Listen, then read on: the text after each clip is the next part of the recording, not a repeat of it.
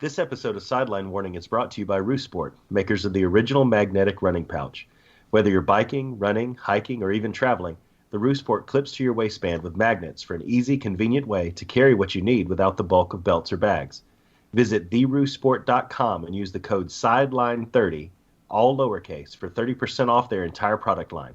Again, that's theroostsport.com, promo code SIDELINE30. And now on with the show.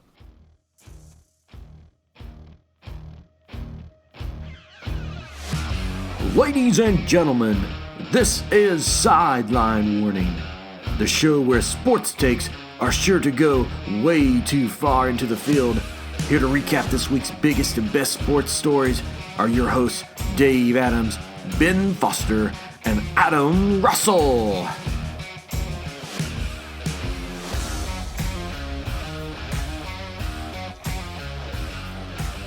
Welcome into Sideline Warning, episode 52. This is right. You heard us right. It's our year episode, I guess. But anyway, as always, you've got the one, the only, the golden voice of the Southeast, Dave Adams, coming to you live and in living color from Harvest, Alabama. And after a glorious second half of the Iron Bowl, I have brought my friends along to talk about it. First, as always, from the great city of Birmingham, Hollywood, Ben Foster. Ben, hey. Did you enjoy the tailgate this weekend? I did. It's an amazing setup you guys have got. Hey, I mean, people saw, if they watched the Facebook Live video that Adam and I did a couple of weeks ago, they saw Big Tom's tailgate there in the background. We enjoyed, what do we have? Smoked mac and cheese, ribs, that was pretty tasty. Wings, Rocket Republic beer. I mean, what else could you ask for, right? It was a pretty good setup. Not gonna lie, Yeah. It was a good setup. Besides that, did you have a good weekend? I did. Anytime Alabama comes out on top in an Iron Bowl, it's going to be a good weekend, right? It is, but remember, the Iron Bowl doesn't matter. Oh, Even that's if we true. win or lose, the Iron Bowl doesn't matter. Let's see if it matters to the people that live in Florida. The people that live, somewhere near the House of Mouse, somewhere near Yeehaw Junction, somewhere near, Pine Hill, Poinciana, Mount Dora, Longwood, St. Cloud, the phenomenal brother Adam Russell. Does the Iron Bowl matter to you, Adam? It always matters to me. I can't say that for my fellow Floridians, but it does for me. Okay. All I do have to say at this moment as we're recording, it is cold down here. Yeah, you showed me on your phone. It was, 49 degrees? But It's feels gone like down 47? a degree since we did that. It is 48. It feels like 46. We actually have a wind chill in Florida, people. That's crazy. So That is absolutely crazy. Is that good for the citrus crop? they actually will. It doesn't bother it too much until it gets below freezing, Okay. and then they'll actually spray it with water to save it. I think one thing you showed me yesterday that they actually closed all the water parks in Orlando. The water parks are closed. I think yesterday and tomorrow, or today and tomorrow. At your place of employment and the other one. That's right. They've turned into a ski resort? Yeah, Blizzard Beach truly would be a Blizzard Beach. Yeah, It would feel like it. Well, somewhere that wasn't a blizzard this weekend because it was actually warm for the Iron Bowl is Tuscaloosa. Let's go ahead and just before we get into the semantics and the details of the game, just overall blanket, what was your thoughts on the game this weekend? It went about like I thought it would. Really? You thought it was going to be that sloppy in the first half? Yeah, because it's the Iron Bowl, and somehow Alabama and Auburn always figure out a way to play each other closely. Gus Malzahn's high school offense is going to work like that in the first half. It's not going to work for 4 quarters, but it's going to work in the first half like that while the defense is adjusting to a whole lot of bubble screens that they have not practiced against. Well, they didn't throw bubble screens, really. They threw, it was pretty much out routes, but the first 2 drives, Auburn there were a receivers, lot of screen passes. Okay, well, Auburn receivers couldn't catch a cold the first 2 drives. I went back and rewatched it on Sunday, and they were dropping everything thrown to them for the first 2 drives. Yeah, I think it speaks to the state of Auburn football that it felt like a replay of the Citadel game. Yeah, it did. I mean, the running game had much more success. Who was it? Whitlow for Auburn. had much more success than I figured they would, especially breaking a couple of long ones, just like we saw against Citadel. It felt almost exactly like that. Yeah. And I'm afraid that, I mean, I'm not going to get too far ahead of us here, but there's a team that we need to talk about later in the show that Alabama plays on Saturday. That's all they do is all Georgia does is run with those two huge backs. And I'm afraid Georgia might have seen something against Alabama against this Auburn team. So I don't know. We'll see what happens. But beyond that, Tua looked pretty vanilla in the first half. What was y'all's thoughts on that? Well, it's been 2 weeks that we've kind of said that, right, Dave? I mean, it felt like that against Citadel, felt like that against Auburn. I think even a little bit against Mississippi State in the first half that they didn't really open up the playbook. And I don't know if that's trying to hold some things close to the vest and not give a lot of tape, but it did just feel kind of very straightforward and not taking advantage. I mean, I think he took what was given to him, which I think Gary Danielson probably said 165 times over the course of the first half. But I think they did the best with what they had, and Auburn was just trying to keep them from blowing it too wide open. But we definitely opened it up in the second half and started striking on some explosive stuff. Yeah, and the second half, we'll get to that, but you keep wanting to move to the second half. The first half, really, that was a team that I was not expecting. First off, Auburn looked like world beaters when it came to defense. That Auburn defense was what a lot of people thought was going to happen. For most of what Auburn was going to be this year. Also, what really shocked me was Alabama play call. When Alabama was running, the outsides going off tackle were both open. But it looked like Alabama just always wanted to run into the middle of that strong Auburn defensive line, which I've never understood why Mike Locksley likes doing that. It looks to me almost like a Darby up the middle type situation to go back to Mike Shula. Well, I think part of the strategy is they were just trying to wear that defensive line down, just so that way there would be less pressure in the second half. And guess what happened in the second half? Alabama was able to open things up a little bit. So I think that was part of the strategy, was to be conservative early on. But yeah, it does get frustrating when you're not picking up a lot of yardage up the middle, and it did kind of seem like Alabama was just running into a wall.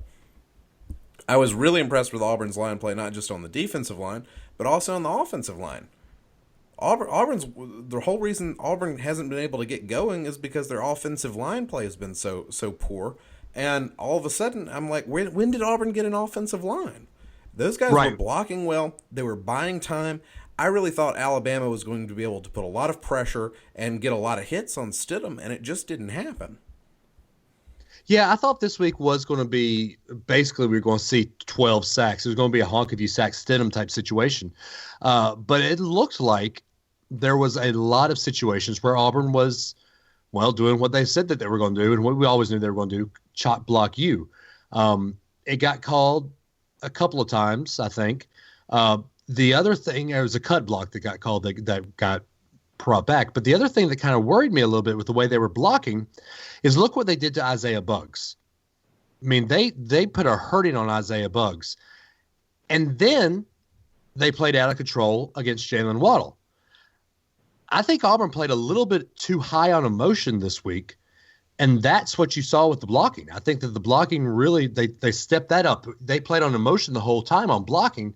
The rest of the guys were just out of control with their emotions. See, I don't think they were playing on emotion at all. I think they were playing on premeditated cheap shots. You think that Jalen Waddle thing was a cheap shot? Yes, absolutely. Yeah. Okay. I was trying to give him that benefit of the doubt. Well, you feel free to give him the benefit of the doubt because I won't be. It seemed absolutely clear to me that guy's game plan was to go in there and plow through Jalen Waddle. And it was also absurd. And I'll get into this more, but it was also just absurd the way he hit Waddle, that there wasn't more of an issue around all that. So yeah, where was the targeting in that? Seemed like there was a little room for a targeting call there. Mm-hmm. It did.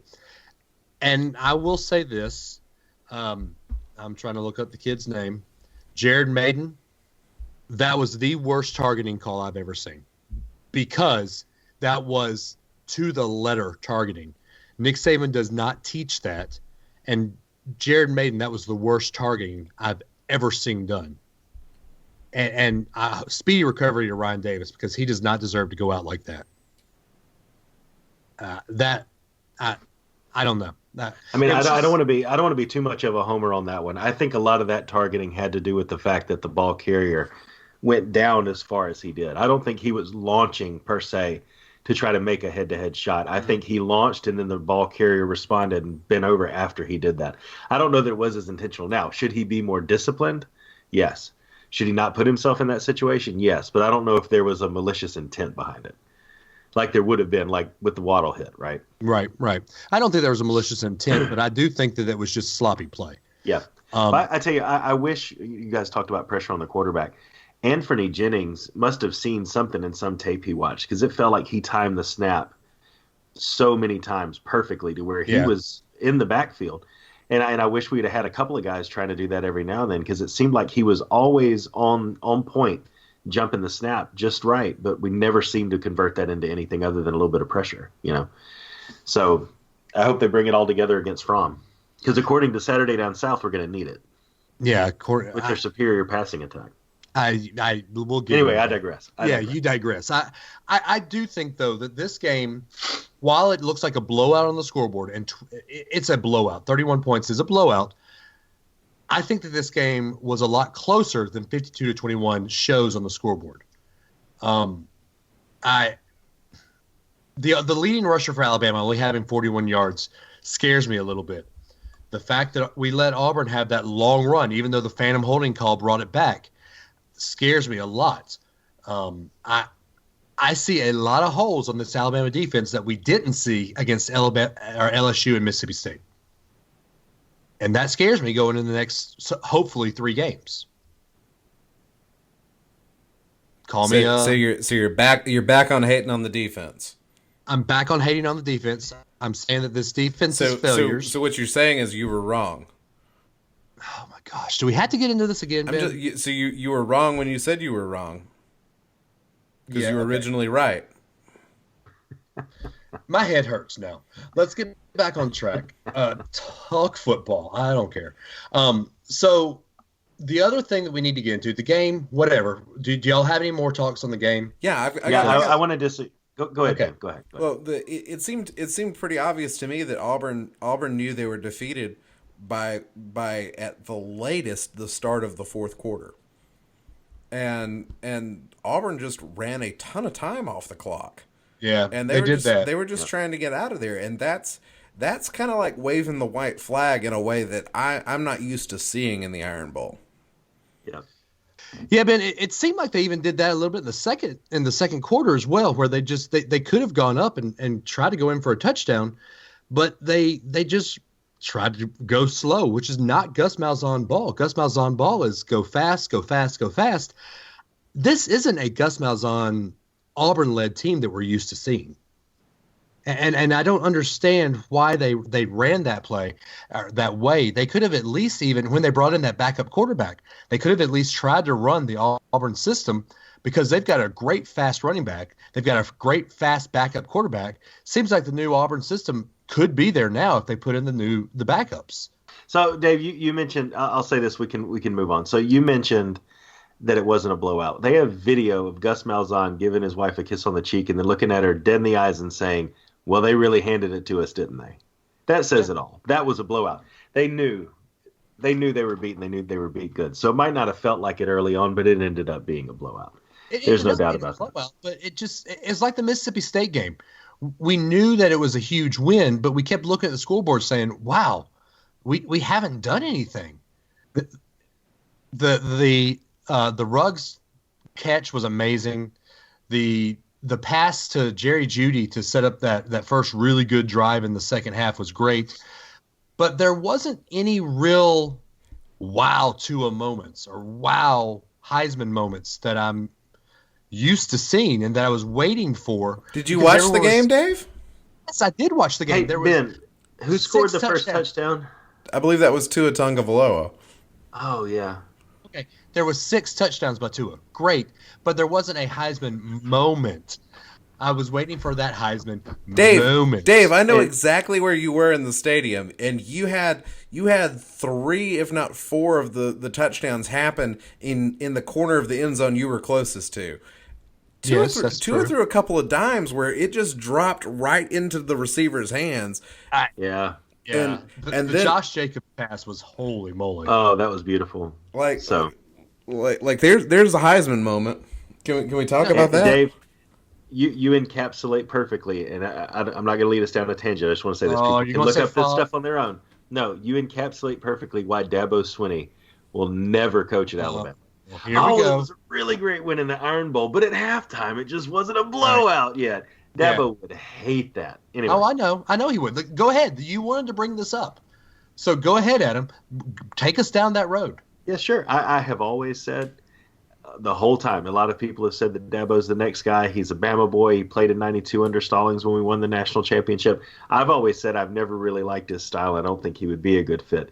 Now that he's admitted in a press conference that all these Clemson fans that are saying that basically this kind of thing, that a win is great, but a national championship is really our goal, and if we're not winning a national championship, what does it matter?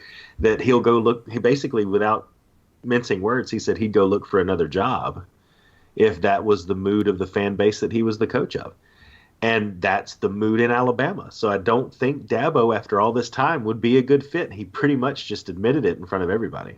Okay. So I was right. You were right about that. But so if not Dabo, then who? Oh, I don't even know, dude. I mean, Saban's going to coach for another 10 years. Yeah, Rick Pitino. Look. Before Alabama has to worry about hiring another head coach, Auburn is going to have gone through 2 or 3 more head coaches. That's lovely. Yeah, so looks like Gus Malzahn might not be safe, as earlier reported. I can give you 32 million reasons why he should be safe. Well, so that brings up some new news. Yesterday, some news out of Auburn says that some high-ranking officials have reached out to a high-ranking coach who just might be named Bob Stoops, and that if he says that he wants to come to coach on the ugliest village on the plains, that they will fire Gus Malzahn and fine the $32 million. Well, of course, everybody said, no, that never happened. Well, today, if that never happened, then why has today's story come out saying that Gus Malzahn reportedly is set to amend his current contract in order to stay at Auburn? Meaning that if he is fired this year, he will still have the $32 million buyout. But after next year, it'll start stepping down immensely and making it easier for a buyout. Adam, you also read something that I didn't see. What was that you saw? Well, it makes it even more confusing because first, Bob Stoops has come out in an interview and said that no one from Auburn has ever talked to him. Now, I know that's probably standard boilerplate response that you have to give. Just like nobody from Auburn ever talked to Bobby Petrino. Exactly.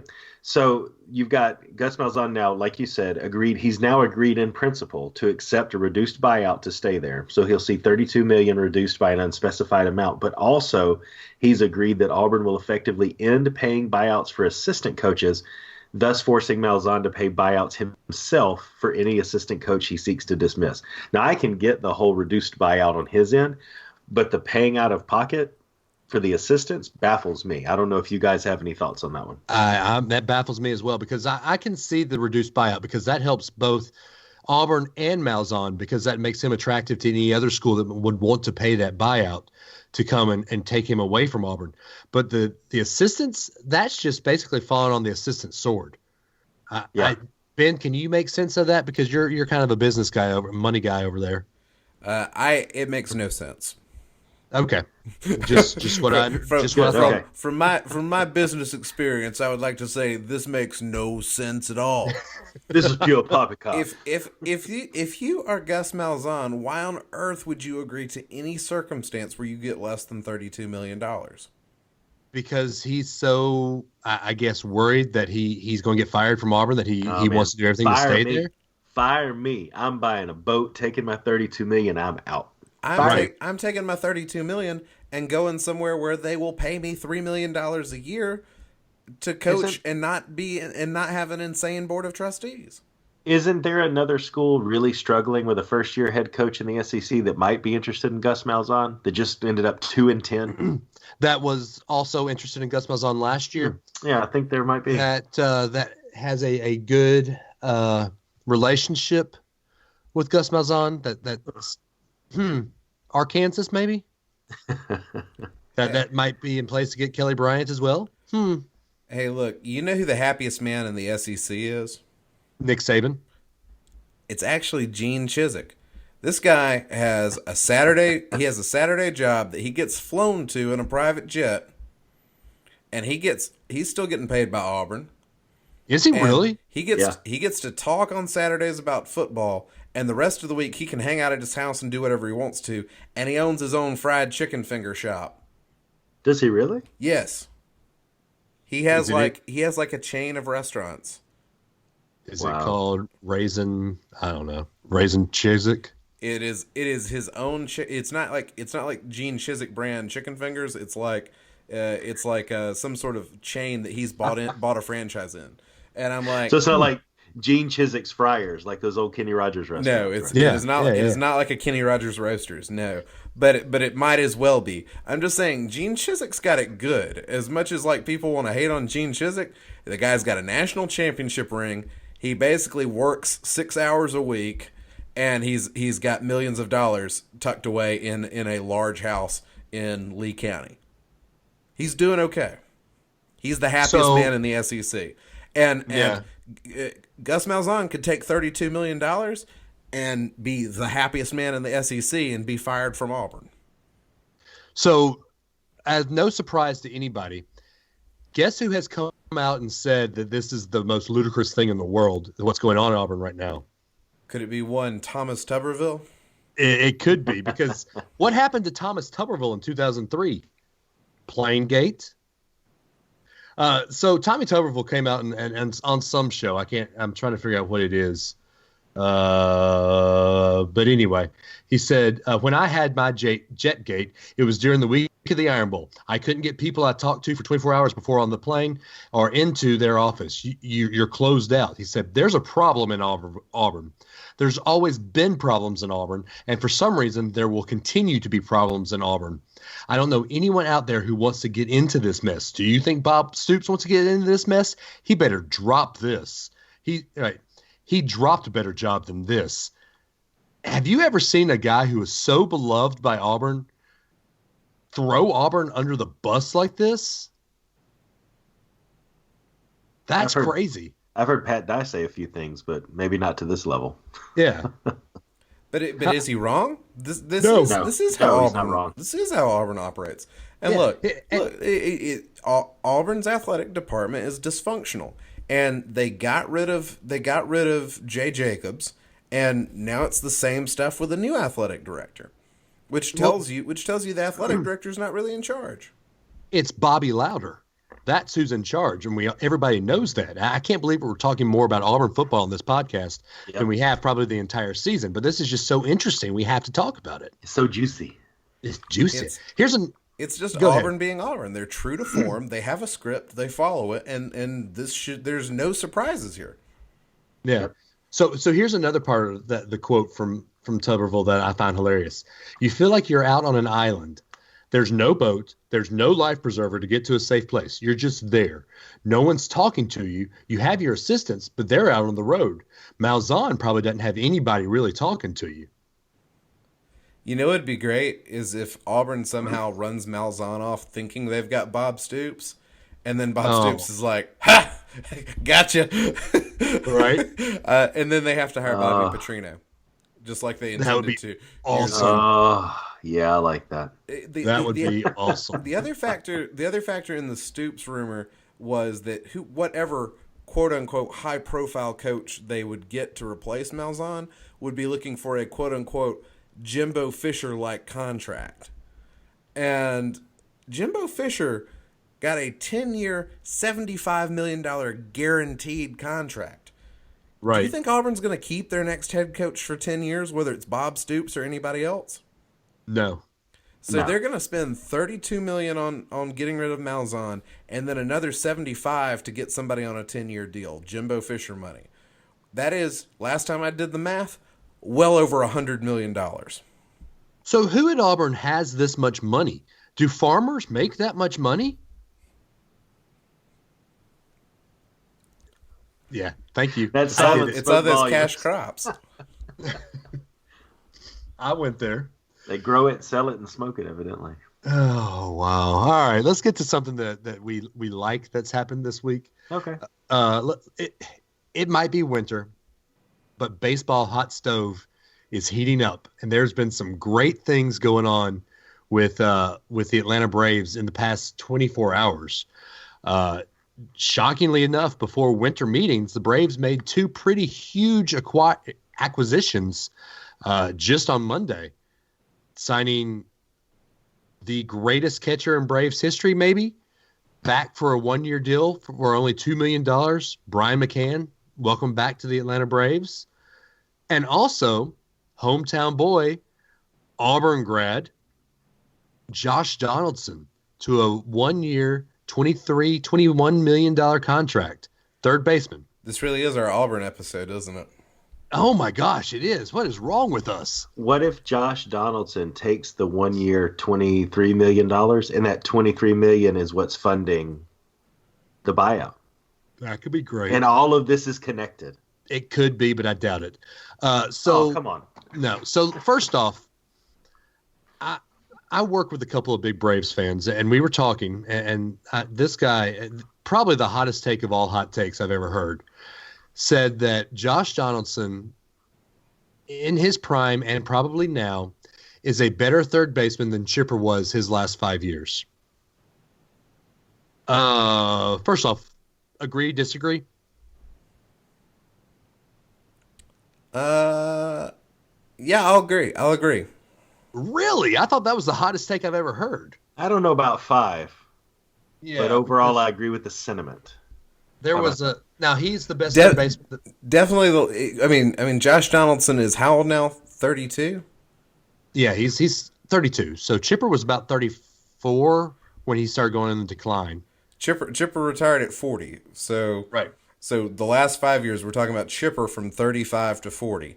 Do I think Josh Donaldson's better at 32 in one season than Chipper was in his last 5? I'll buy it. I won't say it's completely wrong. Dave, clearly you disagree. I truly disagree because Chipper was consistent his entire career. He did what it took to win the game. I don't see Josh Donaldson as that guy. I mean, I just maybe that's just my bias in there because I'm a huge Chipper fan. I always have been, always will be. I don't know. I think Chipper's probably one of the best third basemen to ever play the game. If you're talking about leadership and personality, I think Chipper's got the edge there over Josh Donaldson. If you're talking about just pure playing ability, the ability to hit, the ability to field, I think if Josh Donaldson's healthy, which he seems to be, I think Josh Donaldson's probably better than Chipper at the end of his career, at 32. That's a strange comparison to make, a 32-year-old to a 38-year-old, but I'm going to give Josh Donaldson the edge there. Well, all I can say is, Josh, you better not wear 10. Can't do it. 10's retired now, isn't it? Yeah, it is. It is. Of course it is. Come on. So what are your thoughts on these two signings? Good, indifferent, great?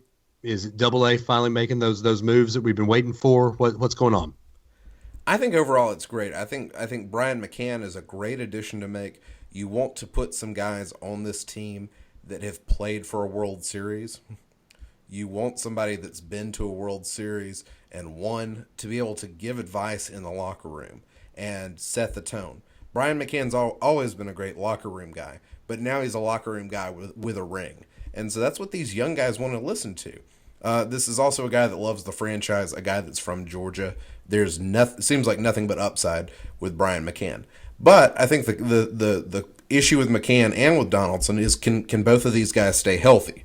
This Donaldson deal seems like a really good deal if he stays healthy. Right.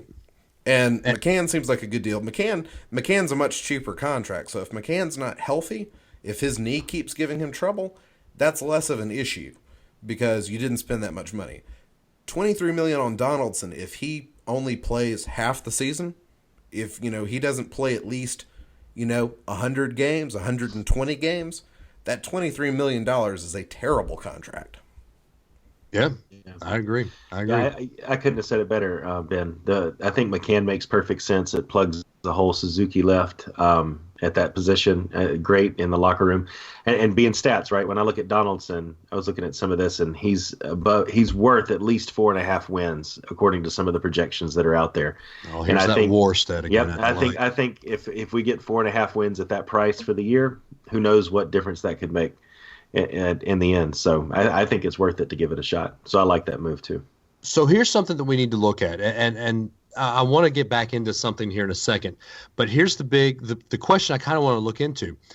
All these just shocking hires and shocking free agent acquirees are Blue Jays, former Blue Jays.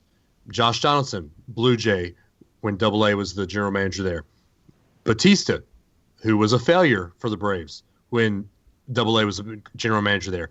Are we trying to make the Braves the Blue Jays of the South? Because it seems that's what Anthopoulos is trying to do. No, I don't think he's trying to recreate the Blue Jays. I think he's just happened to have some really good deals. Bautista didn't cost the Braves anything.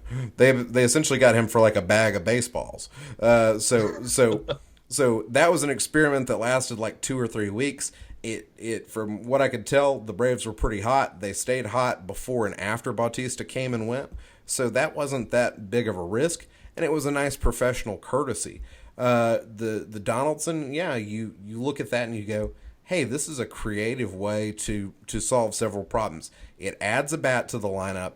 It also doesn't tie the Braves up in a long-term contract, which keeps a lot of options on the table.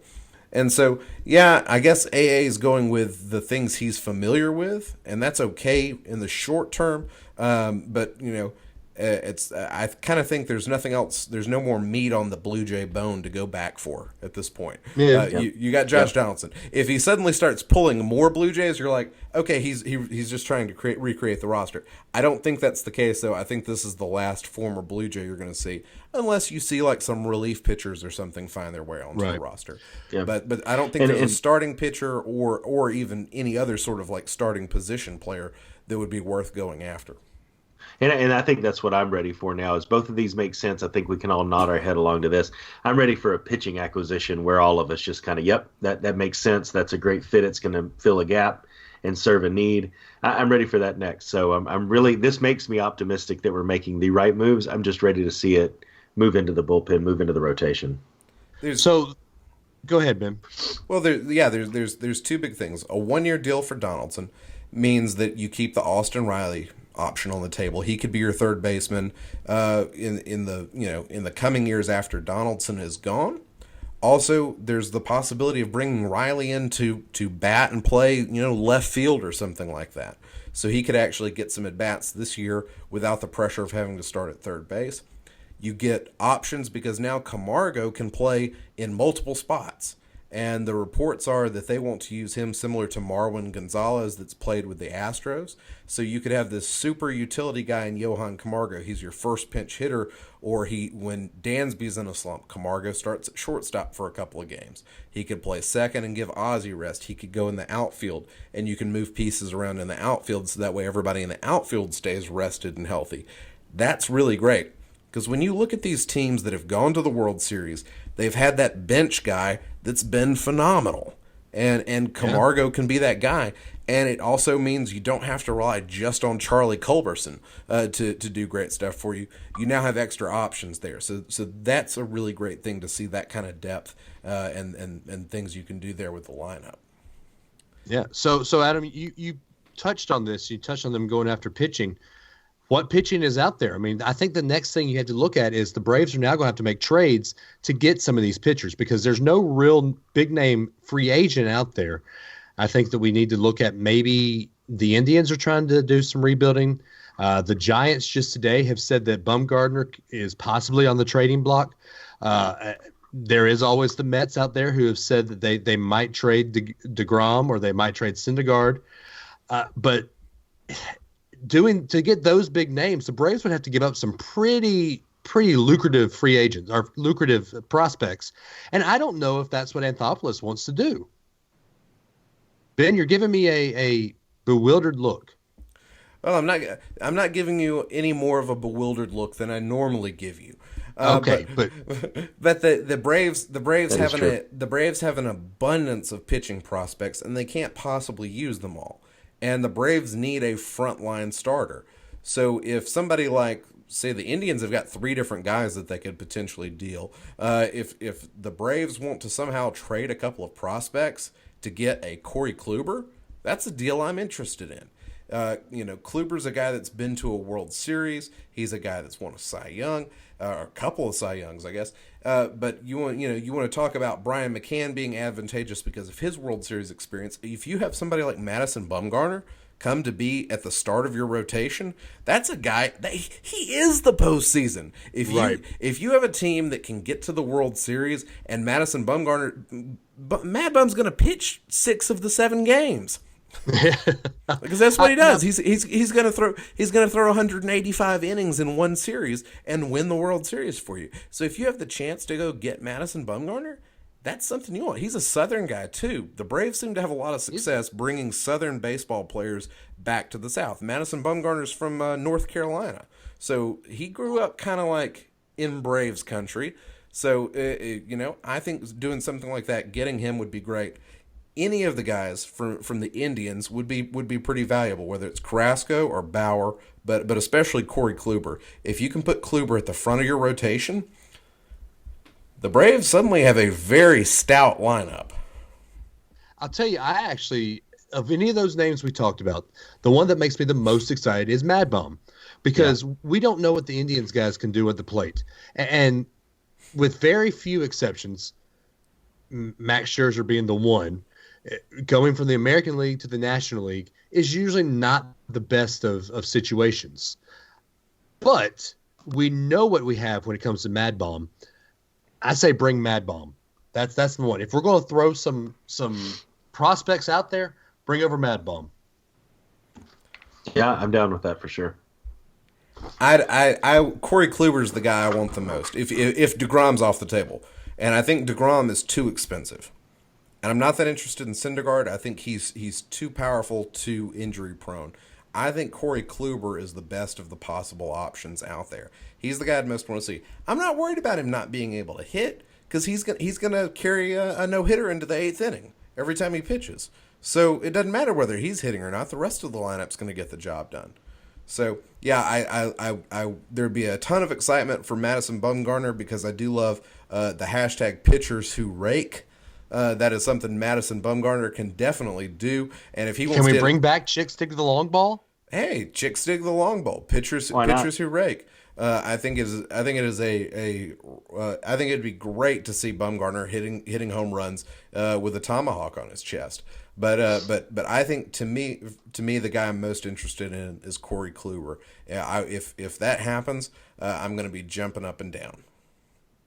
Okay, well, I do want to just okay. So the Braves have one more glaring spot that need to be filled, and that's left field, because all signs are pointing to failure being gone from the Braves. Hashtag failure being gone. Nick Markakis being gone. No, actually, I think Anthopoulos said that Markakis is still a possibility. Okay, possibility. But if that is the spot, who is out there that you think could come in? I'm saying, why have the Braves not signed Michael Brantley yet? Well, they haven't signed him because they wanted to get the Donaldson and McCann deals done first. I think signing Brantley would be great. I think also what it tells you is if Brantley hasn't been signed yet, that tells you the Braves think that there is somebody else out there they can go get that would be better than Brantley. Who? I don't see it. Maybe, I mean, you'd have to make a trade that starts for that. with a B and ends with a Rice Harper. Those in Radio Land that can't see it, I am shaking my head emphatically right now. I do not want him here because it sounds like he's going to the Phillies. Hey, Sign me up. I don't want him either. But if you were looking at the possibility of him going to the Phillies, you have to sit there and think, all right, what can I do to sabotage this deal? Can you imagine that lineup with Bryce Harper, Freddie Freeman, Josh Donaldson, Brian McCann, Ronald Acuna Jr., Ozzie Albies? Yeah, so suck it up and get him on the Braves, man. Come Ender on, you can get over it. And imagine that scenario where Corey Kluber's pitching. Or Mad Bomb, because Mad Bomb would be a home run here or there too. Good grief. It looks like the Braves are going to be, I hate to say it, probably the National League favorites coming into the season next year. Failures. Dave has ruined the Braves season. They're going to finish third in the East. Oh, Dave, wow. Why did you do that? I'm sorry. Guys, something else that we know is not a failure, and they are our sponsors, Roosport. We know that we love them. Adam and I use them for running. Ben uses them for everything else. Adam, tell them how we can get on there, and our fans can go on there and get their own Roosport pouch. Yeah, you can head over to theroosport.com, take a look at their whole product lineup. They've got the pouches. You've heard us talk about them before, but they connect to your waistband with magnets, so you don't have to carry a belt, you don't have to carry a bag, anything like that. Everything you need to go running or hiking, traveling, your keys, your debit cards, cash, phone, all that stuff fit in those pouches, and they're really great. Food, there you go. Yeah, your little gels and sport beans, gummy bears, whatever you use to fuel up during a run or a hike. Wait, gummy bears? People use gummy bears for fueling? Yeah, you can use like Haribo Gold Bears, yeah. Really? Yeah, you can. It just takes a long time to chew them. Well, I can get the chewy ones from the gas station. Okay, back to Roosport. Whichever ones you choose, they will fit in any of the Roosport product line. And so the pouches are out there, the battery packs are out there, the Roo Lounger's out there. Take a look at their whole product line at theroosport.com. All kinds of sizes and colors of the pouches are out there for you to look at. And then when you go to checkout, when you find that right product for you and you go to checkout, enter the code SIDELINE30. That's all lowercase letters with the number 30, and you get 30% off of any of their products on the website for your whole order. So, and good Christmas gift. Yeah. Now with the holidays fast approaching. So if you got a runner or someone who frequents music festivals or someone who does a lot of outdoor activities, a Roosport would be a great gift for them. So head out there and give it a look. So one thing I'm questioning, we ask this every time we talk about Roosport for the last couple of weeks. Adam, you and I are about to do a half marathon down there in February, and the medals have just been released. Should we show Ben the medals for the 5K and see if we can get him in to do the 5K? We'll even all do the 5K together? Maybe. I think that's a great idea. Yeah, Ben, February. You ready for a 5K? In February? No. Yeah. Oh, come on. It's just 3.2 miles. 3.1 miles. Yeah, 3.1 miles. 3.1 miles. Oh, okay. No big deal. And I just did that on my lunch break this afternoon. Come on. What I'm trying to think of what I did on my lunch break. I think on my lunch break today I ate a turkey sandwich. Oh, you ate lunch on your lunch break? I ate lunch on my lunch break. But if I was going to run in a 5K, there's no doubt what I would have with me, and that would be my Roosport. Because you can't run a 5K without it. We might even see if you could fit a turkey sandwich in there, Ben. Yeah, Ben, we could probably. If I could put a sandwich in my Roosport, that's something to think about. See, I would definitely have my phone and my credit cards and my ID in there because there would be plenty of room for all that. Yeah, there would. Yeah, there would. So something else that happened that Ben probably didn't use his Roosport lounger for, or Roosport pouch for, is yesterday Ben went to the Alabama basketball game. So let's go ahead and talk about the Alabama basketball game. And Adam, didn't you say you had some insight to how Alabama basketball played? All right, watch this. All right, I'm going to channel my inner Ben Foster. All right, ready? I'm trying to get it now. All right, so Alabama played the Murray State Racers, won 78-72. Their field goal percentage overall from the floor and three-point land was not what you would expect it to be overall. They definitely need to shoot better down the stretch when we get into conference play. Free throw shooting was a little bit better at 76.7%. However, turnovers continue to be a problem as we had 21 turnovers to their 18. So that led to a sloppy second half where they ended up coming back a little bit to close the deficit, but we still won. Overall, the upward trajectory continues, and Ben Foster is still buckled in. Do you got anything else? Did I nail it? Yeah, it sounds like the typical Ben Foster to me. Ben? Adam, you sound so hopeful and optimistic. It's almost as if you support the team. No. I'm just channeling Ben. It's just I felt it that time really strongly. You felt it. You felt it that time. Felt it. 44.6 field goal percentage, 5 for 8 for threes. 5 of 18. 5 of 18, I'm 18. sorry, for threes. 76.7 for free throw percentage. That's good. All right, if I can channel my own inner Adam now, just like with App State, we won because we were at the free throw line so dadgum often. Right. That's why we won this game. When we get into play where the players match up better size-wise, where we can't draw as many fouls, we're going to have to hit more from the floor to win. So it looks like, just judging by stats, because I'll be honest, I was at Bible study last night and I didn't get to watch the game, but judging by looking at stats, looks like Alabama has gone back to the one-man band, and it became, instead of the Colin Sexton show, it became the Kira Lewis Jr. show. Kyra Lewis did have a good game last night, especially a very good second half. So I think that was pretty critical. Alabama played a strong first half, and then things got really sloppy in the second half. Days on Ingram didn't look focused, and you guys are like, oh, what was it, 70% on free throws? Is that what you guys were saying? 76.7. You guys are like, oh, that's pretty good. That's definitely an improvement over what this team has kind of done in recent years. But after seeing Alabama shoot like 92% from the free throw line against Wichita State, I'm now like, wait, what was the witchcraft we had in that Wichita State game? Let's bring that back. Let's keep doing that. It was definitely frustrating at points just because of the turnovers and the lack of focus. Kyra Lewis continues to be a great bright spot, having 20 points. This is his third 20-point game of the season, and he's 17 years old. He's the second youngest player in Division I basketball. So that's something. That's something worth talking about. He has been fun to watch. But the real story last night was Murray State's point guard, Ja Morant. The guy had a phenomenal game. That's why many people are predicting he will be the first point guard taken in the NBA draft.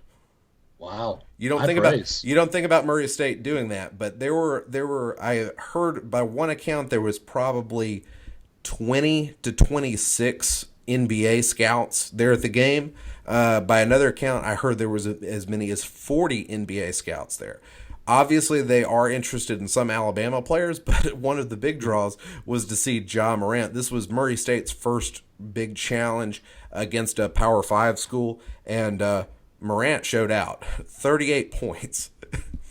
That's crazy. Of Murray State's 72, including two just absurdly incredible plays at the end of the game where essentially Alabama had the game won, and Murray State just kept trying to find a way to make it interesting. Morant had a Sports Center top 10 play on a crazy putback dunk and just another slam where he was just, it seemed like he was flying. It was unbelievable getting to watch him, and it was quite honestly a treat. Alabama fans that were in the arena stood up and applauded him last night because he after his two big plays to close out the end of the game, he really put on a show. And Alabama defensively didn't really have an answer for him. Fortunately, nobody else from Murray State was able to make really big contributions. Shaq Buchanan for them was their second leading scorer with 9 points. So hats off to Ja Morant. He had a phenomenal game. As for Alabama, though, you had John Petty step up and get 16 points. Dave, he was 0 for 4 from 3-point. So that means he got the rest of his points by stepping up and hitting twos, and it was good to see Petty be aggressive under the goal and also shooting some long-range twos. So, yeah, he's not hitting the threes in this game, but then he's doing what's necessary to manufacture points. So that's a good sign there. Alex Reese, we did not give him enough credit last week for his contributions in the Wichita State game. He continued to stay pretty hot from three, hitting 3 of his 5 attempts from the 3-point line and finishing the game with 9 points. Alex Reese has been really great. I would like to see more of what happened in the Wichita State game, which is playing Reese at the 5. At that point, you have sort of the smaller, quicker lineup that's also a lineup that's really interested in hitting threes. So I would like to see a little bit more of that. But all in all, this is a game where Bama played sloppy and tried to give it away, and then they focused down the stretch and did what they needed to hold on. So some positives, also some negatives. You got to limit those turnovers. 21 turnovers will be very costly in SEC play. So yes, I sound very much like Adam was predicting. So let me ask you this, and Adam and I were kind of talking about this before you came on the call here. Looks like we've got some pretty stiff competition coming up. UCF is not stiff per se, but they beat us last year. We have Arizona coming to Coleman Coliseum. Justin Coleman's coming back to Tuscaloosa. The way I see it, looks like Arizona's going to kill us. UCF might kill us. Kentucky's definitely going to kill us. Auburn's going to kill us. LSU's going to kill us. Am I being pessimistic again, or are there really holes in this team that really need to get filled very quickly? Yeah, if you take a look at Alabama's schedule, let's see. I think actually Ken Palm has got predictions for Alabama to beat Arizona, mostly because it's a home game. But UCF is going to be a huge challenge. By most measures, Central Florida is going to win the American Athletic Conference. While that may not say that much in college football, that says a heck of a lot in college basketball, because the basketball competition that's in that conference is really stout. So right now, like, Ken Palm has got a prediction that Bama is going to lose that game. They've got a 30% chance of winning over UCF. But to finish out non-conference play, a lot of the projections have Alabama winning out the rest of the way. So Bama could lose this week. If I'm picking that game, I'm going to probably pick Central Florida to win, because Central Florida is a talented team. They've got some talented scorers. Also, they have one of the largest men I've ever seen in my entire life in Taco Fall, who is 7'6" and 305 pounds. Good grief! Can we also talk about his name, Taco? Taco. I mean, what is this? What was the name of that show? The fantasy football guys, The League. Did y'all not watch that? They had a guy named Taco. But anyway, I think it's spelled a little differently. TACO was how the guy in The League. Yeah, I think Taco Fall is TACKO, but don't quote me on that. Oh, okay, I won't. Taco Fall. So yeah, so I don't know, Ben. I don't see. I mean, Penn State's a decent program, aren't they?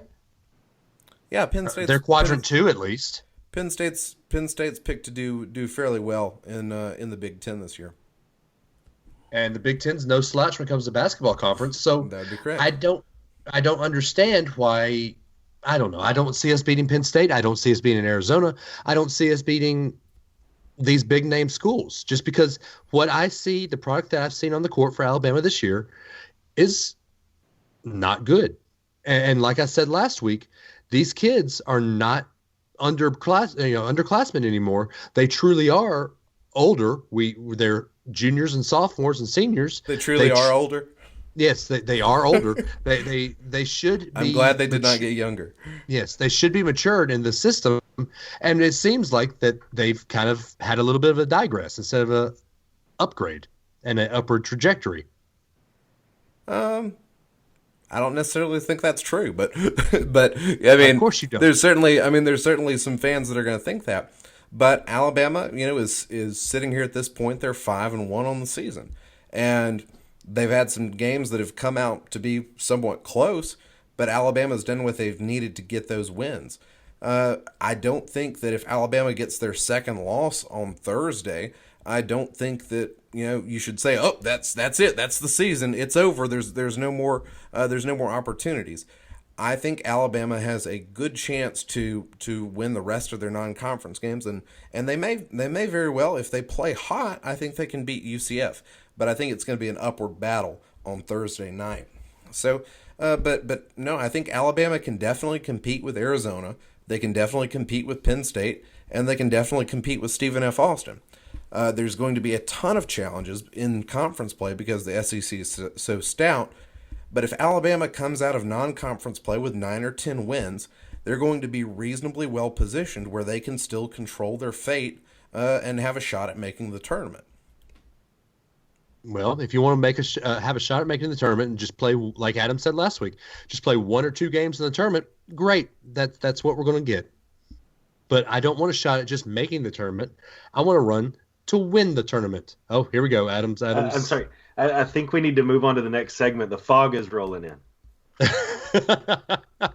It was very foggy in Tuscaloosa on Saturday. It truly was foggy, and I kind of made a laugh joking at that. But am I wrong, Ben? Are we happy with just making it to 1 or 2 games in the tournament? That should not be the hope for forever. But I think for this team, what this team is trying to do, I think it is a reasonable expectation for this team to make the tournament and win a game or 2. I think that would be a really great thing. If they make the Sweet 16, that'd be pretty darn great. I don't think this is a Sweet 16 team at the moment, but I think the talent is there. So I think we've got to see how they can put some stuff together. What have you got, Dave? So this is my daughter's Mickey Mouse, but imagine this is a cat. Here I am, or a horse. I'm beating the dead horse. Uh-huh. You are beating a dead horse. That's why saddles don't come with a buckle, Dave. Yeah, exactly. All right. Well, so I think I think you want to kind of like abandon all hope for this team. I see a team with 1 loss, and I see a team that's against two. Northeastern. Who was that? Right. In November. And who did we almost lose to yesterday? They did not almost lose to Murray State. And who did we almost lose to 2 weeks ago? Adam? App State. Yeah. Okay. So, semantics, Ben. Semantics. I mean, Kim Pom only has Northeastern as the 101st best team in the country. Oh, pulling Kim Pom out against Ben there. I like it. Ben's looking at me like you don't know how to read that. No, that's what they're ranked. But in basketball, you can lose to the 101st team in the country and still be a decent team, especially in November. So go ahead, Ben. So I think we once again have agreed to disagree. Okay. But I will project because I'm in a full agreement. UCF is a very talented team and is probably the most talented team we're going to play in non-conference play. So I think Alabama is going to lose this game to UCF. So I do want to temper your expectations there. Better than Sean Miller's Arizona team? Yes. Ooh. You heard it here, folks. Ben says UCF is better than Arizona. All right. I think right now they are, and I mean, if you guys want to go into KenPom stats, I think there's some measures that indicate UCF's a better team than Arizona is right now. It's definitely advantageous that Alabama's playing Arizona at home versus playing UCF on the road. I think Bama's got a better chance of winning the Arizona game than they do the UCF game. So. All right. Well, there you go. That's Ben's basketball talk. Now let's move into things that matter if you win or lose a game. No, Ben, I didn't say sports that matter. Things that matter if you win or lose a game. The college football playoff rankings came out, and are you surprised after the Michigan loss that they moved Georgia into that 4th spot? I'm not, personally, no. No, not at all. No, I'm not at all either.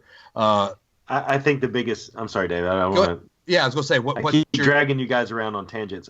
I think this is a big middle finger to UCF, to coin a phrase, because this basically – I guess play this out right. Georgia loses to Alabama. Georgia slides down. Oklahoma loses to Texas. Oklahoma slides down. Ohio State beats Northwestern. They move into 4th. Let's say they lose to Northwestern and they fall out. Michigan then just neatly slides into 4th, and UCF is 5th place on the outside looking in if they jump all those other teams. I think that they built a wall around the playoffs to keep UCF out this year by leaving Michigan where they did, because if chaos were to ensue, not in the SEC, but everywhere else, and Oklahoma loses to Texas, and Ohio State loses Northwestern, UCF would have slid up into 4. I still say or that at least happens. have the potential to. I still But now say that they with had the Michigan potential. at 7, I don't think UCF will jump. Michigan sits there with 2 losses. They're the and new LSU. They're the wall to keep UCF out. That's what the 2-loss team is for. I think that if UCF comes in with this new quarterback after Mackenzie Milton basically blew his leg out, I about threw up after I saw that injury. But if this new quarterback can come in and blow out Memphis, which is something that UCF doesn't normally do, I think that if Oklahoma loses, if Ohio State loses, if Georgia loses, UCF goes there. Yeah, I truly do. I don't want a 2-loss team over an undefeated Power 6 school, as they like to call themselves. Yeah, I would put if Armageddon happens, I say UCF jumps Michigan, and we put UCF there in the 4th spot. Ben, you're ominously quiet over there. Well, I just don't see any way UCF gets in at this point. So you would put a 2-loss Oklahoma, 2-loss Ohio State, 2-loss Michigan, 2-loss Georgia over UCF? Yeah. Quite honestly, if Texas beats Oklahoma, I might be game to put Texas in before UCF. Where's Texas in all this? 14. Yeah. So I'm being a little facetious, obviously, but I'm just saying if you can win the Big 12 championship, I think that's more significant than winning the American Athletic Conference. And what did we say the injury status is on Mackenzie Milton? Oh, he's out. He's completely he's out permanently. He might be out for the rest of his career. No, he is. Yeah, he is. The competitiveness of the game has to be factored in, and I don't think UCF can be that competitive without Mackenzie Milton. I understand they finished the game out with it without him just fine. They finished a flourish. I mean, they played better with this new kid than they played with Mackenzie Milton. But I don't think that UCF can be that competitive in a big game without Milton. And I think the committee is going to take that into consideration. So let's look at that then. Georgia loses to Alabama. They slide down, right? But their only losses were to number 10 LSU and number 1 Alabama. If Oklahoma loses, both of their losses would have been to Texas. If Ohio State loses, they've got the Purdue game on their resume. They're gone. They're out at that point. But then Michigan will have lost to Notre Dame and an Ohio State team that's not even in the mix anymore. So Georgia then would technically have the only case of the 2 losses to still be up there, right? But because their 2 losses were to top 10 teams. Would they do that and say, all right, well, let's throw in another Alabama-Georgia potential matchup? Because that would put Georgia at the 4. So we'd see Alabama-Georgia basically 2 weeks in a row. You would have to either jump Michigan up, even though their losses to a team in Ohio State that's out of the mix, right? You'd either have to slide Michigan up, put UCF there, or to Ben's point, put a Texas up there. If everybody but Alabama loses, it's going to be tough. So you're already forgetting that there is a Pac-12 team ranked higher than that Texas team that is playing for the Pac-12 championship, and that is Washington. So Washington's sitting out there lurking. I don't think they have a shot.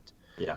But if Armageddon happens, like we're talking, then technically we could see a Washington jump up there. I don't think it happens. I think they give it to UCF before they give it to Washington. Yeah. Well, how about this? How about, right now Georgia is at the very front end of being number 4, and they lose to Alabama, and they are at the very back end of being number 4, but they're still number 4. I don't think the committee would do that. I don't think they do an Alabama versus Georgia 2 weeks in a row. Now, it won't be weeks. What if Alabama beats Georgia in overtime by a field goal? Well, does everybody else win out in your scenario? No. I'm saying. So you're saying all else equal, just looking at that one game.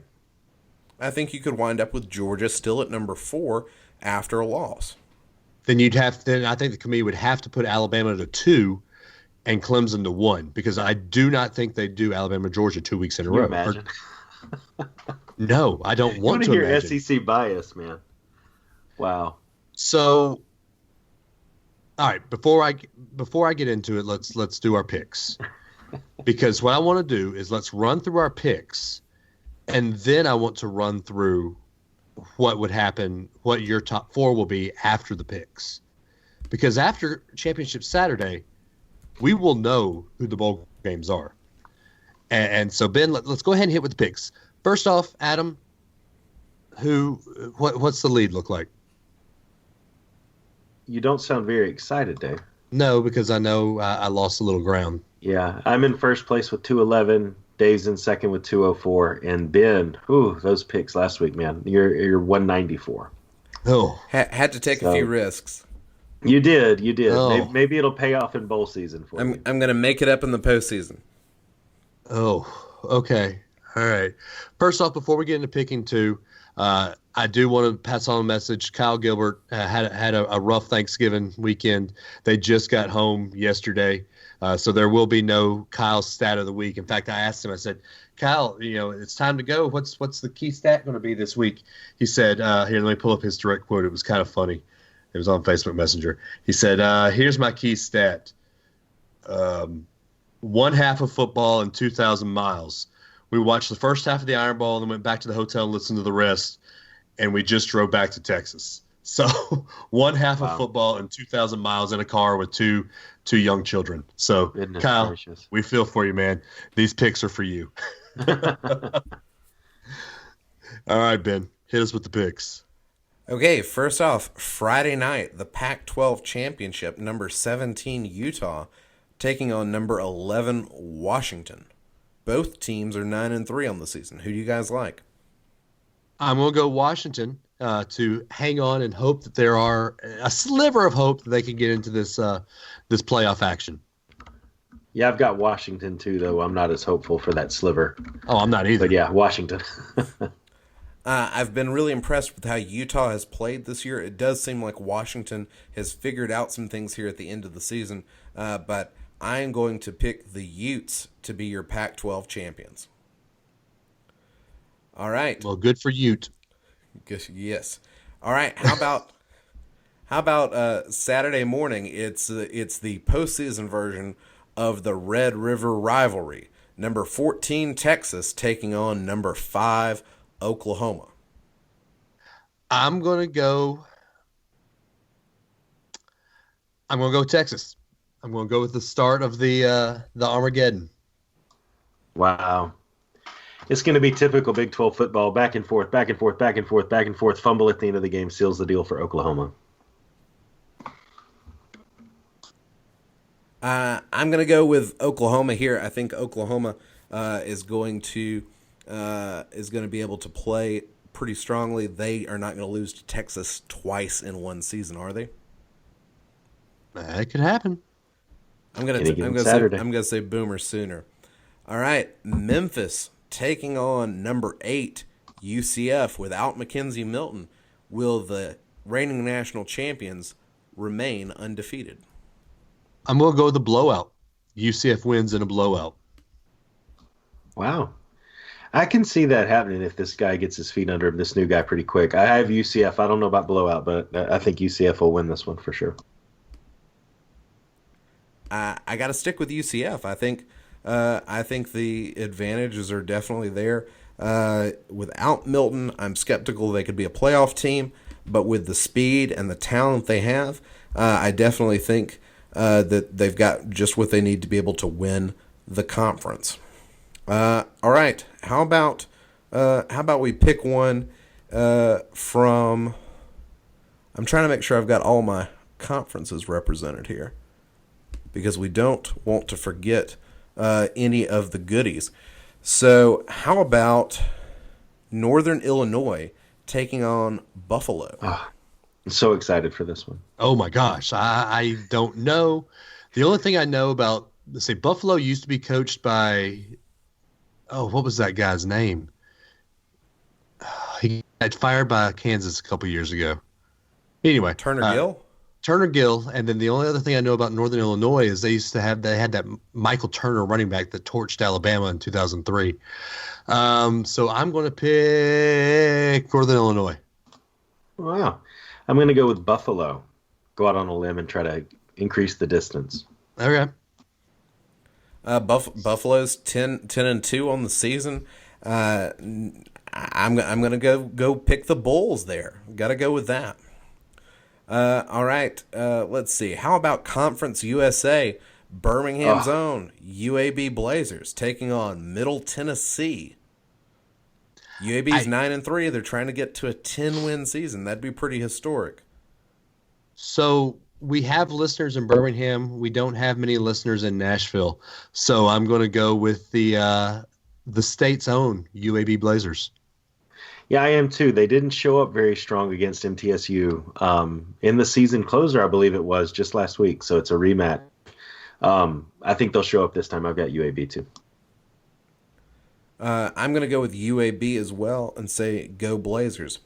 In addition to all the conference championships going on, there are also rescheduled games due to weather and other events, one of which is one in California that I think is pretty interesting. It's Stanford versus Cal. Will the band be on the field in this game, guys? No, because I think they don't do that anymore, play a post-game show. But I've got Stanford winning this. Listen to Dave flexing his band knowledge. Who did you pick, Dave? Sorry. I picked Stanford. Yeah, I've got Stanford too. Yeah. I'm gonna take Cal. I think they've got some good things going, and they're gonna keep that momentum going. All right, Mountain West, number 25 Fresno State versus number 22 Boise State. Both teams are 10-2. I'll take Boise. I think Boise's a decent team. Fresno's good too, but Boise will win this one. Yeah, I've got a good feeling. I want to go with Boise State, but I got a good feeling about Fresno State in this one. So I'm hoping my gut pays off. I'm going with Fresno State. I'm going to go with Boise State. Let's take them. They got into the top 25 sooner, and they're going to stay in the top 25 by getting the win there. All right, we've got just a few championships left to pick. Let's talk about the ACC. Number 2, Clemson, 12-0, undefeated on the season, taking on the Pittsburgh Panthers, 7-5. I think this will be closer than people want it to be, but Clemson will win this, and it will end up being like the Iron Bowl, where it feels close for a while, but then Clemson just pulls away. Yeah, that's been their MO, I think, in a few games this season. I've got Clemson in this one too. If you really wanted to pick an upset, this is the upset you pick, because Pitt somehow finds that way to be just sneaky destructive in whatever they do. They will lose to teams that they should certainly beat, and then beat the teams they should certainly lose to. This is one of those games. Clemson is a 28-point favorite. The Tigers are looking ahead to the playoff. They are not worried about Pitt. This is a trap game. But I'm still going to pick Clemson. Clemson's going to get the win. The shock and horror on your faces. Clemson better be careful though, because Pitt is going to make this very interesting. You should watch out, because Pitt is deadly and dangerous, and they've got Clemson right where they want them. All right, how about the Big Ten Championship? Number 21 Northwestern, 8-4 on the season, taking on number 6 Ohio State, 11-1, trying to find a way to get into the playoffs despite their loss to Purdue. I'm going to take Ohio State here, even though a lot of me is pushing myself to take Northwestern. It will be another one of those crappy no defense games, but Ohio State wins it. I don't know. They lost by 10. Northwestern did to Notre Dame, only 3 to Michigan. And they've nipped at the back end of the Big Ten with the ranked teams like Michigan State at the time, Wisconsin, Iowa, teams that have, I think, underperformed from what people thought they would do. I'm actually going to go with Northwestern and go out on a limb on this one. This will be the one where Ohio State, at the end of the game, it will be a no-defense game. I don't think Ohio State's going to have that ball bounce the right way. There won't be a minute left on the clock when the other team scores. They won't have all the things aligned perfectly that give them an opportunity to score at the end, and Northwestern will find a way to edge them out. Wow. All right. Urban Meyer is not feeling well. He's going to have his hands on on his head a lot during this game because Northwestern is really going to stress him out, but not so much that Ohio State doesn't come out on the top. They've got the best quarterback in the game. They've got the best offense. And Ohio State's going to get the win. They will be Big Ten champs. The question is, where will they wind up in the college football playoff? And we'll get to that in just a moment. But one game left to pick. That is number 1 Alabama versus number 4 Georgia. Georgia has 1 loss on the season. Otherwise, they'd be higher ranked in the college football playoff. Who do you guys take in the SEC championship game? I don't want to do this, but the College Football Playoff Committee wants nothing to do with Oklahoma or Ohio State in the college football playoffs. They don't want anybody in the college football playoffs besides the 4 that are there right now. The only way that they can make that happen, and that could happen, is if Georgia wins the SEC. Most people say that Alabama's already locked up a spot in the college football playoffs. If you see the refs throwing flags, if you see the game being sluggish, go ahead and tell me I'm wearing my tinfoil hat, because I probably am. I'm probably calling this a conspiracy theory. I'm probably thinking way too much in my head. But I think the fix is in. Georgia, 26-24. That hurts, Dave. That hurts me. David Adams. Okay, so is Dave on a suspension from the podcast? Because I was last week for a field goal joke. He actually picked against Alabama, so I'm going to lobby for hey, we lifted your suspension, okay? Yeah, but you just picked against Alabama. I think that's anyway. We'll talk about that when we're done recording, gentlemen. I think that Alabama will come out and stop this nonsense that they've done the last couple of weeks of a sluggish first half. I think Georgia's going to do the same, though, and I think it will be an explosive first half. I think it will feel like the last 2 games have in the second half, where Alabama just puts their foot down and drives away. But I think we'll do a little bit more in the first half than we have. But I think Georgia's going to keep up with us long enough to make it interesting. I've got Alabama 38-28. Alabama is a 13-point favorite going into this game, and where it's been hard to put proper odds on what Alabama is going to do, this time I think a 13-point spread seems pretty reasonable. I think if this game comes down to field goals, Alabama is in terrible shape, and that has been everyone's fear over the course of the season. I think the only solution is to make sure that it doesn't come down to field goals. That said, I'm going to pick Alabama to win not by 13, but by 14, and I'll take Alabama to win 48-34. Wow. Sounds like a Big 10 score or Big 12 score to me. There's going to be a lot of scoring in this game, folks. Yeah, I don't think there will be. But anyway, so now that takes it to where let's go ahead and predict where you say who will be played in the college football playoffs. Ben, you just gave us yours, so let's go ahead and put your top 4 right now. Sure, with Alabama winning according to my prediction and everyone else winning according to my prediction, you will have Alabama at number 1, Clemson at number 2, Notre Dame at number 3, and I have Georgia losing, Oklahoma winning, and Ohio State winning in my predictions. I think what's going to happen will be Oklahoma finds their way into the college football playoff, despite not having a defense whatsoever. So you say Alabama will probably just mollywop Oklahoma then? I'm saying it will be a shootout of unthinkable proportions. Okay, all right. So Adam, you had Ohio State losing, but Oklahoma winning. So what is your prediction? Hang on. I'm looking up the definition of mollywop. Hang on. Oh, Sorry.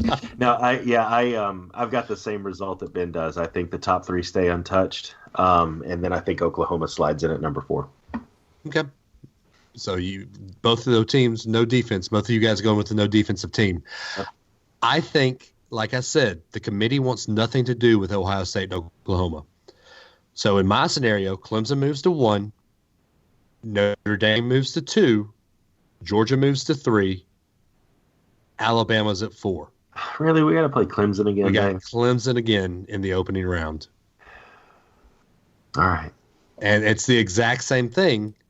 It'll probably be Alabama and Georgia in the national championship for Part G. Yeah. Part G. So 2 states right next to each other in the South have to go all the way cross country to San Francisco to play each other, is my prediction. So there you go. That's our prediction for the college football playoffs. That's our prediction for the picks in the conference championship week. And now it is time for Ben to hit us with that sideline warning. I'm going to hit you with a sideline warning because I want to talk about hits. It was never more evident than it was when an Auburn player lowered his helmet to tee up Jalen Waddle in the Iron Bowl that we've got no idea what constitutes a targeting call. It was evident at several points in the Iron Bowl. It's been evident in a multitude of games this year. SEC referees in every conference do not know how to make a targeting call with any sort of consistency. It has been shown from game to game, a player can be called for targeting for lowering his head. He can also not be called for targeting when lowering his head. Also, there is no idea. The refs have no idea whatsoever what to do when the player who has the ball lowers his head to meet the oncoming player, to make it look like that player is targeting him. This is a mess. It is factoring into too many different games. It didn't matter in LSU playing Alabama, but it could have. NCAA, all of the officiating and rules committees, get your act together and figure out what actually constitutes targeting, or do away with the rule. We've managed to play football for 150 years without having these targeting calls. Let's get rid of it, or let's get it standardized where it can actually be called with some sort of consistency. You claim you're looking out for the health of the players, but there's too many guys that are actually targeting that are getting away with it, and too many guys that aren't actually targeting that are getting penalized for it. It is time to cut the crap and get this right. It hurts the integrity of the game, and the NCAA and the officiating crews have to do better. Thank you, Ben. I couldn't agree more. You kind of stepped on my toes because I was going to a little bit of officiating when it comes to my sideline warning. Adam, what you got? Yeah, being that we have such a strong base in the Orlando area, and I know we rag on UCF and all of that, but just want to say thoughts and prayers are out with Mackenzie Milton's family. I mean, the injury was bad. It turned out they actually they put a message out on Facebook about 7 hours ago, his family did, and said that the nerve in his leg is still damaged, but they actually had to work to restore blood flow so that they didn't have to amputate his leg. And that's serious. I mean, it doesn't matter what team you play for. You know, these kids go out there and they lay it all on the field so that we can be entertained and that they can prove themselves to be the best. And he truly did now lay it out where he may never play football again. And I think, you know, regardless of everything we always rag on UCF about, I know the Alabama family, UCF family, we all agree that thoughts and prayers are with Mackenzie Milton and his family. And also, I think we'll get this out probably tomorrow, right? I challenge every Alabama fan. I'm trying to make it work out. I've got another thing planned that night, but I'm trying to make it work out to go to the game. I challenge anybody in Orlando who wears crimson, head out to the arena, watch Alabama play UCF, and whether you're buckled or not, put your butt in a seat and let's root for our team when they come to town. Hear, hear. Well said. I won't go the route of referees now because since Ben kind of stole my thunder, I got two of them.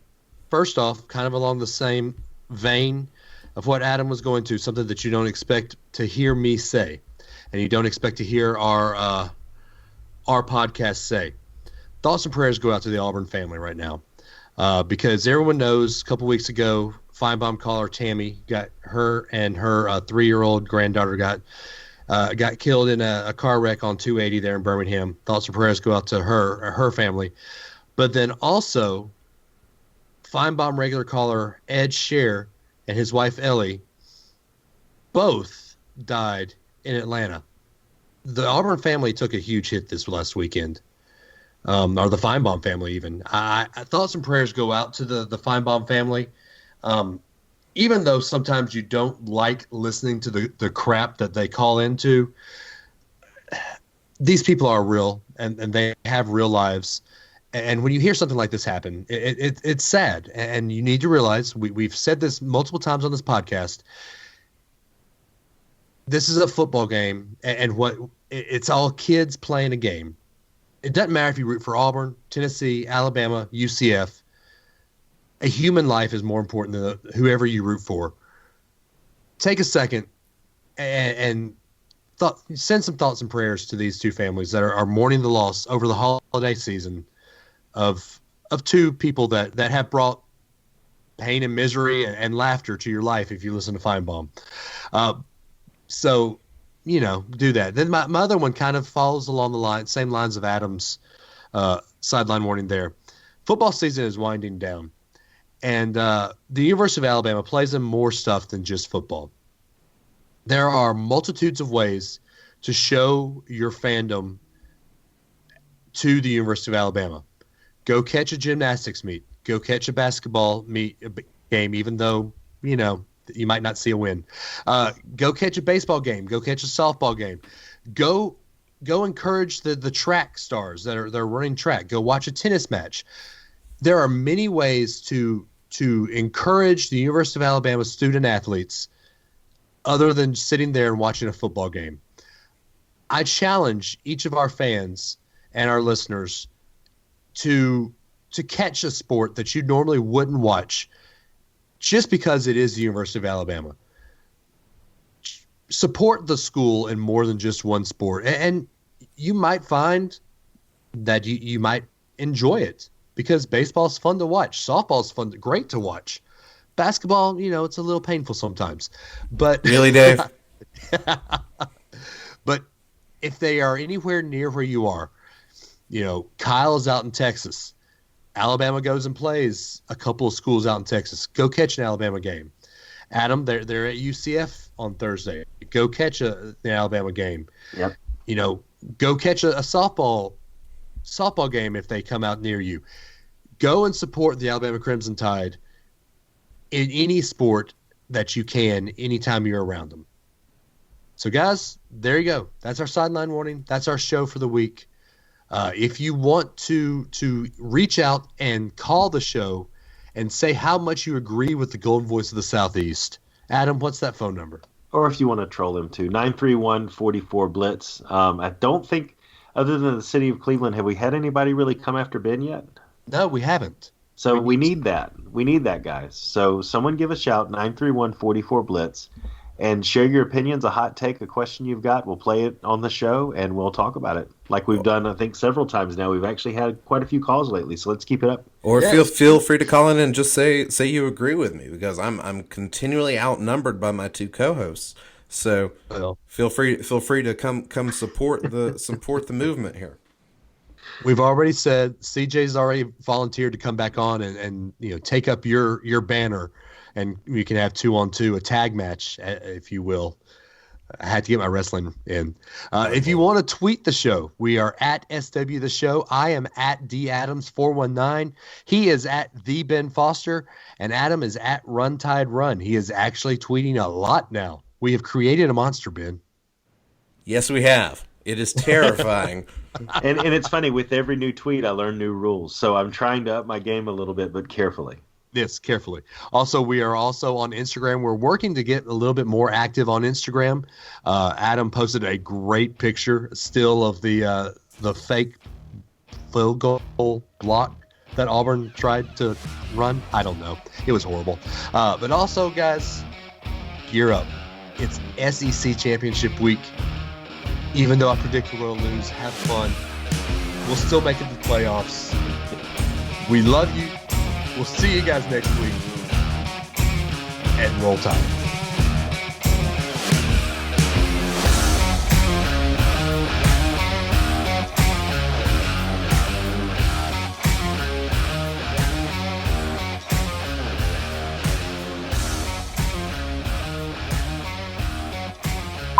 Did you and your buddy listen to the show on the way back to Birmingham? No, we pulled up the A&M LSU game. I'll tell you how long the A&M LSU game went.